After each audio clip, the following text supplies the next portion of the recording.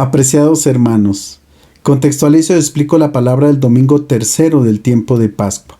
La primera lectura está tomada del libro de los Hechos de los Apóstoles, capítulo 5, versículos 27 a 41. Los discípulos son llevados ante el Sanedrín. El contexto es el de la predicación de los apóstoles y la prohibición de esta actividad por parte de las autoridades religiosas de Jerusalén.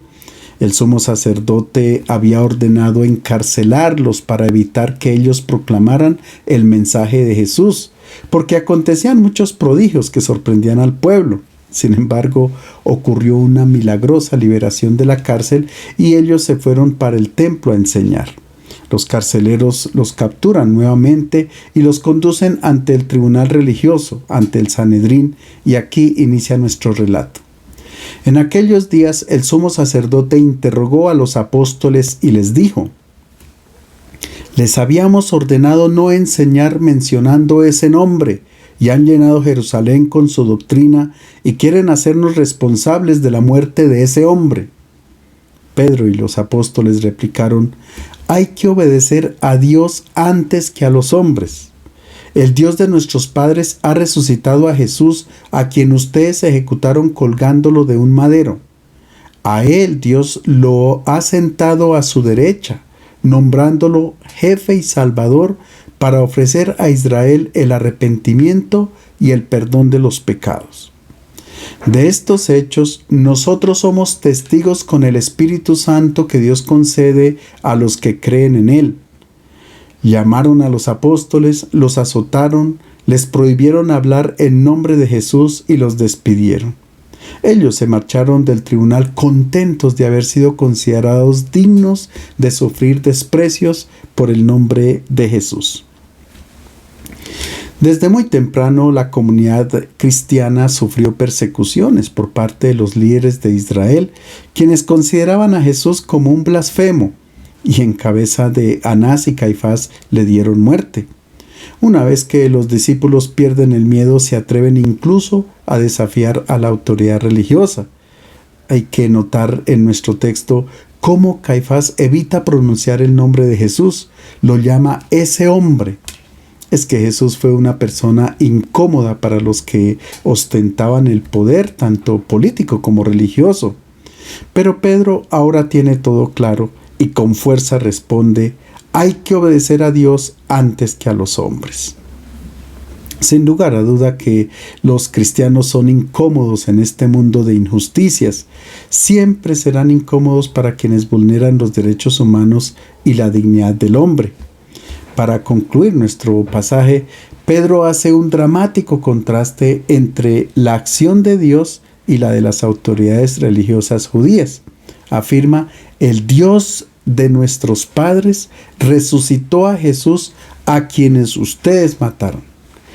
Al que fue condenado como persona peligrosa, como enemigo del orden establecido, Dios lo ha exaltado como príncipe y salvador. La segunda lectura está tomada del libro del Apocalipsis, capítulo 5, versículos 11 a 14. Juan contempla una solemne liturgia que se desarrolla en el cielo. Es un texto que nos ayuda a reflexionar acerca de lo que sucede después de la muerte. Desde el comienzo del capítulo 5 del libro del Apocalipsis, el autor describe una escena solemne y grandiosa. El cordero que fue inmolado se está acercando al trono de Dios. Lleva en la mano derecha el libro y rompe los sellos. Decodifiquemos estos signos. El cordero es Jesús. Él es el único que puede abrir el libro que contiene la respuesta a las preguntas más inquietantes del corazón humano. Solo Él es capaz de dar sentido a los acontecimientos de la historia para iluminar muchos dramas y tanto sufrimiento. Y aquí comienza nuestro pasaje.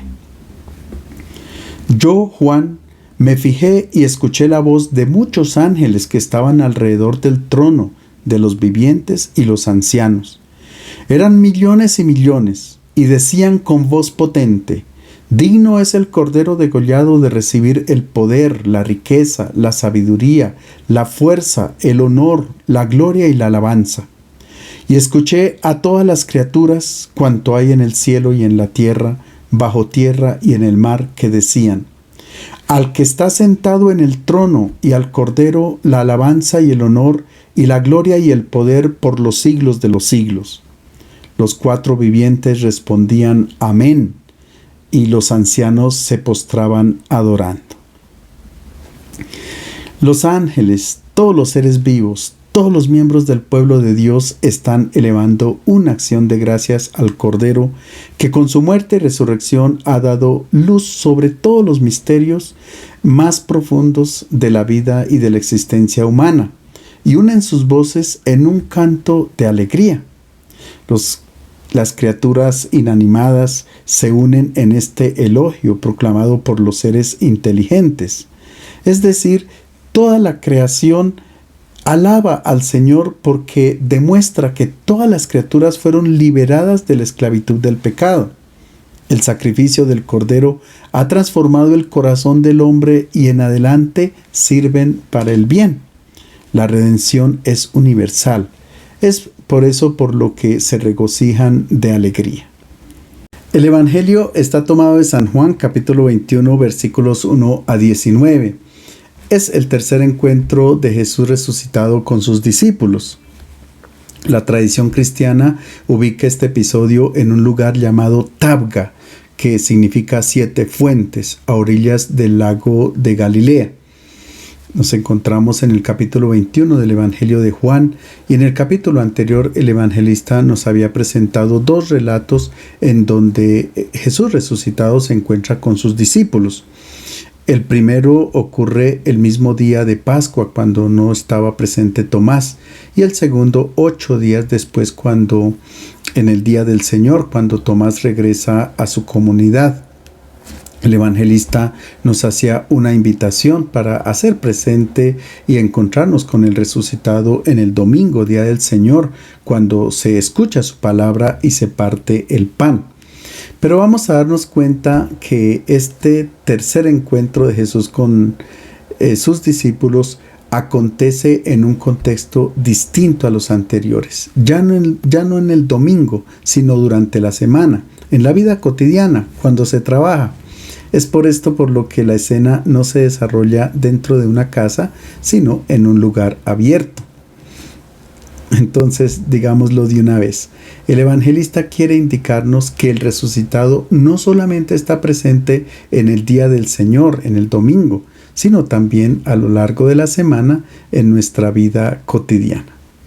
Entonces no se trata de un relato de crónica, porque si lo interpretamos así, podremos perdernos del significado profundo que el evangelista nos quiere comunicar.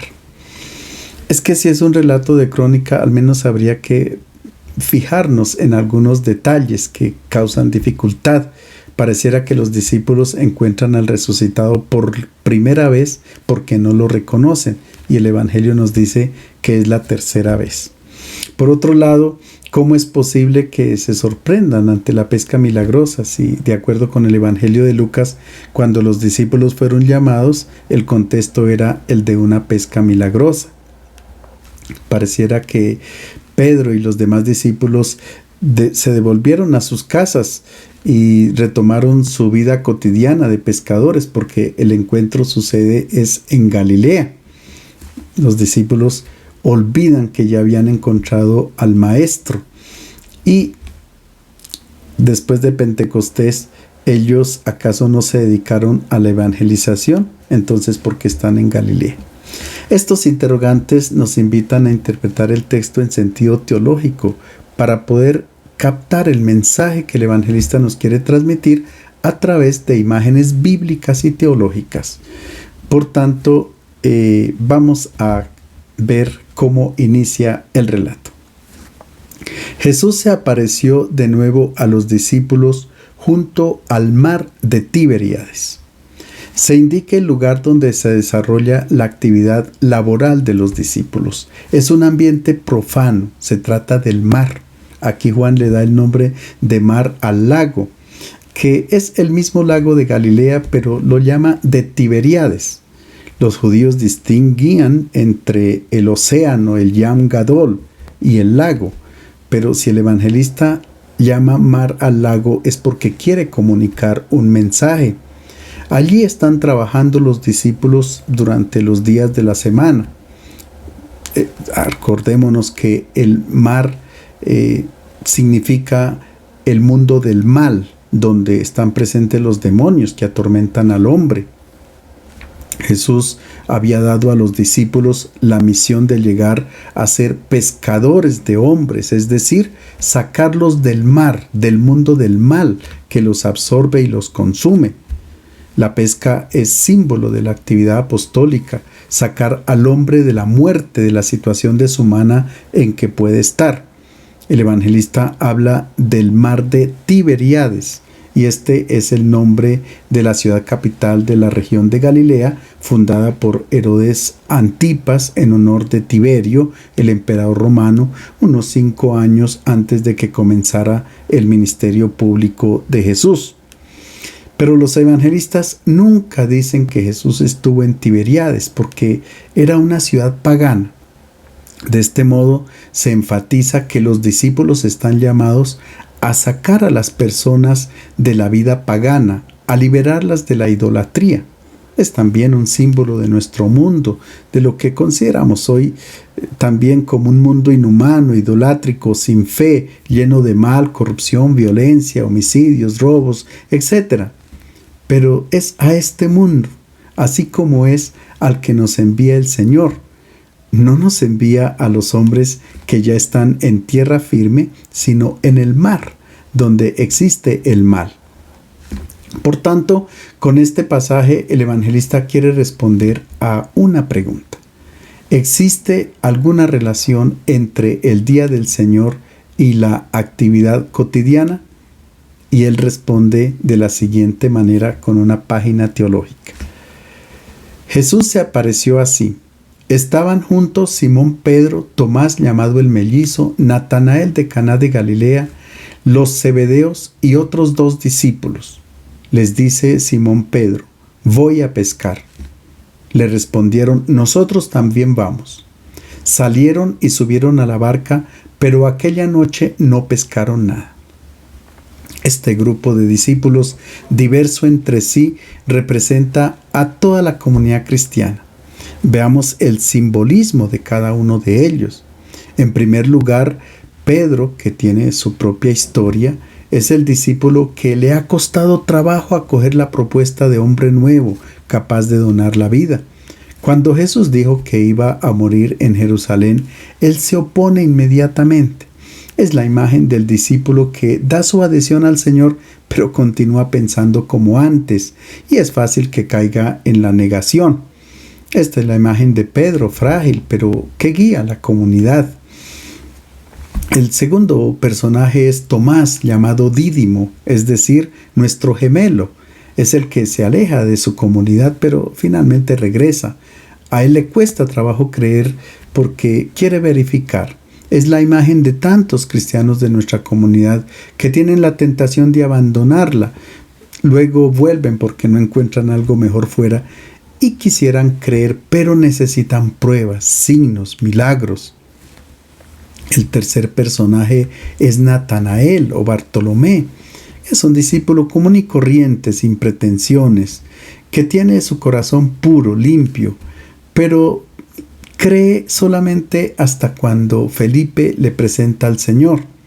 Jesús lo encuentra debajo de la higuera, es decir, una persona que está en paz. Estar sentado debajo de una higuera es signo de paz.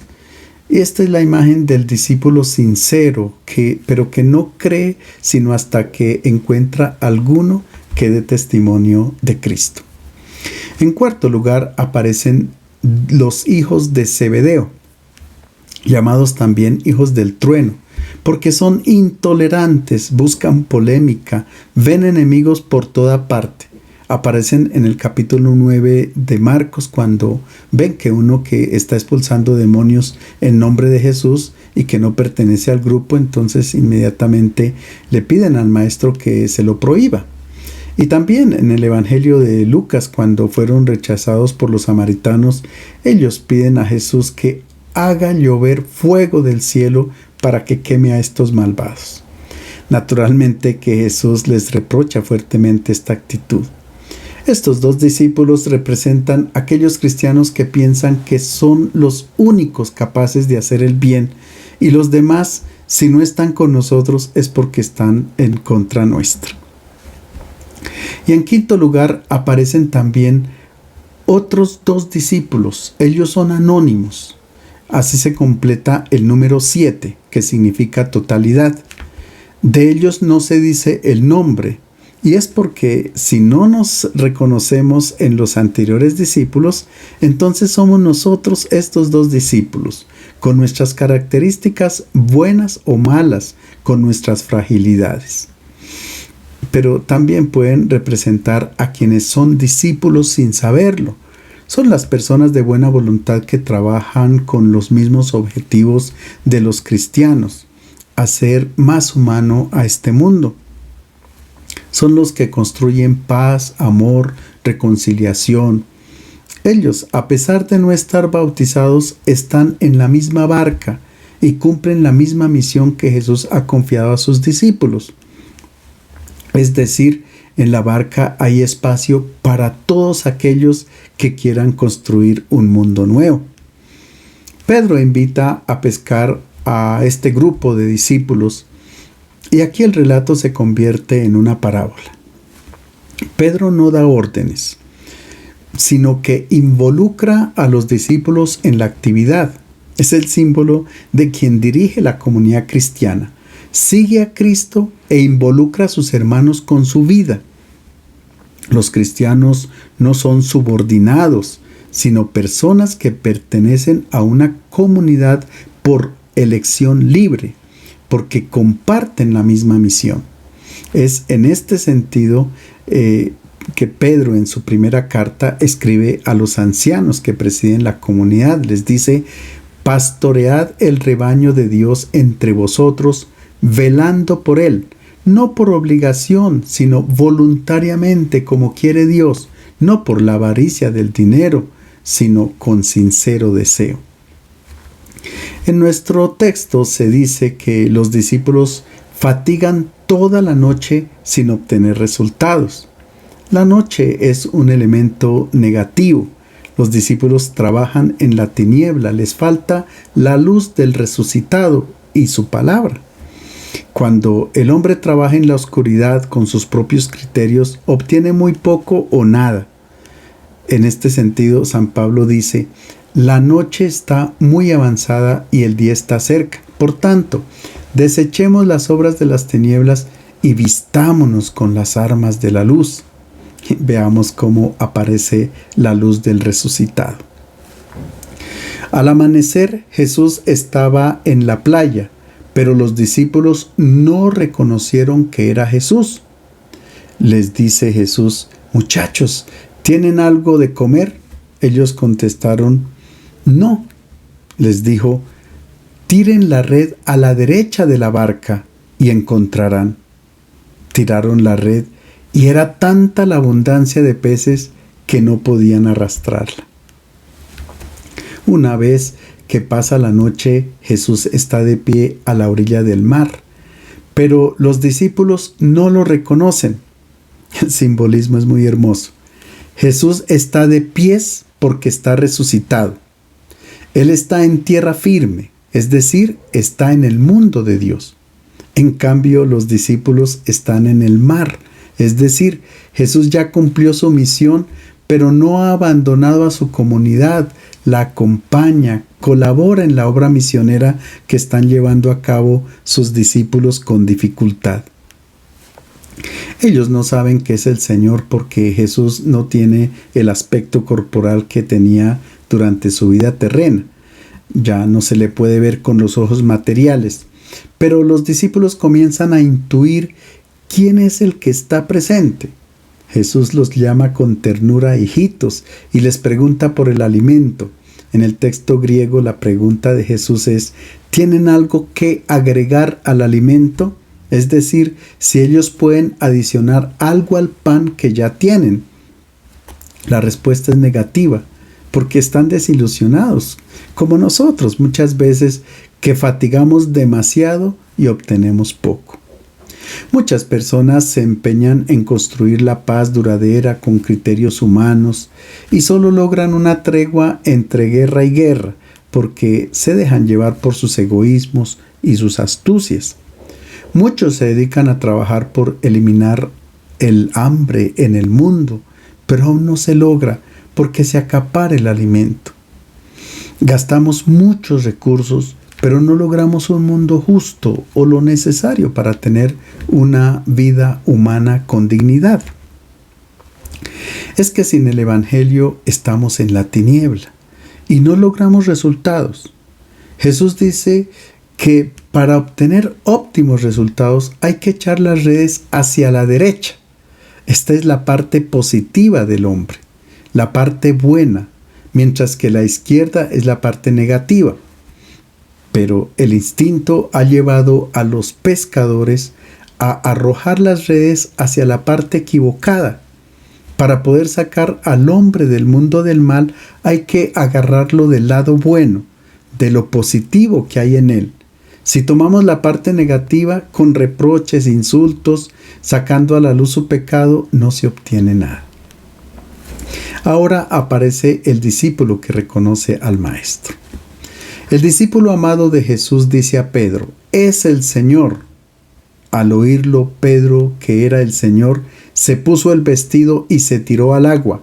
Los demás discípulos se acercaron en el bote, arrastrando la red con los pescados porque no estaban lejos de la orilla, apenas unos 100 metros. El discípulo que Jesús amaba, que no es Juan, sino que representa al discípulo auténtico, aquel que entra en medio, aquel que entre tantas voces que hay a su alrededor, sabe reconocer la voz del Maestro. Por tanto, está en grado de indicar a sus hermanos al Maestro que debe guiar la actividad. Cuando Pedro sabe que es el Maestro, se puso el vestido y se tira al agua. Notemos que es un gesto como contradictorio. El pescador no se pone el vestido para arrojarse al agua, sino que se utiliza para protegerse del frío de la noche durante la pesca. Por tanto, para tirarse al agua se quitan el vestido, la túnica. El verbo griego que se utiliza aquí es diasinimi, que es el mismo verbo que se utiliza cuando Jesús se pone el delantal para lavar los pies de los discípulos.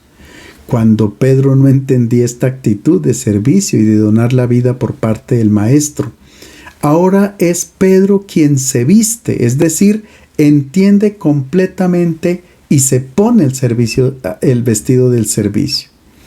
Notemos que la primera persona liberada entonces es Pedro. Ahora él sí que da la adhesión total al Maestro. Se lanza al agua, que son las aguas del bautismo, en la que mueren todas las acciones del mundo antiguo y se convierte Pedro en una persona nueva, con el vestido nuevo del bautismo. Como dice Pablo a los colosenses: revístanse de amor mutuo, humildad, sencillez, paciencia. Y también cuando escribe a los romanos: revístanse ustedes del Señor Jesucristo y no busquen satisfacer los malos deseos de la naturaleza humana. La barca que utilizan los discípulos es pequeña y representa a la iglesia, que no es un barco grande como el Titán. Es pequeña, pero con una misión muy grande. Esta barca es la que lleva a puerto seguro a los hombres que están en situación de muerte, es decir, los conduce a la vida. Y el texto continúa: cuando saltaron a tierra, ven unas brasas preparadas y encima pescado y pan. Les dice Jesús: traigan algo de lo que acaban de pescar. Pedro subió a la barca y arrastró hasta la playa la red repleta de pescados grandes, 153. Y aunque eran tantos, la red no se rompió. Les dice Jesús: vengan a comer. Ninguno de los discípulos se atrevía a preguntarle quién era, porque sabían que era el Señor. Jesús se acercó, tomó pan, se lo repartió e hizo lo mismo con el pescado. Esta fue la tercera aparición de Jesús ya resucitado a sus discípulos.